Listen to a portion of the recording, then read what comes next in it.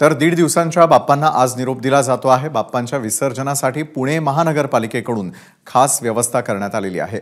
वृद्धेश्वर घाटावरती हौद तयार करण्यात आलेले आहेत आणि या ठिकाणी पर्यावरणपूरक पद्धतीने विसर्जन होत आहे। तर बाप्पाला निरोप देत असताना लहान मुलांच्या डोळ्यात पाणी आलंय। तर आपण पाहू शकतो की लाडक्या बाप्पाचं 1.5 दिवसांसाठी स्वागत केल्यानंतर ज्यावेळेला पुन्हा एकदा बाप्पाला जाण्याची वेळ येते, डोळे पाणावतात। तर दुसरीकडे आपण सहकुटुंब सहपरिवार एकत्र येत लाडक्या बाप्पाची 1.5 दिवस का होईना मात्र मनोभावे पूजा केल्यानंतर त्याला निरोप देण्याची वेळ येतेच।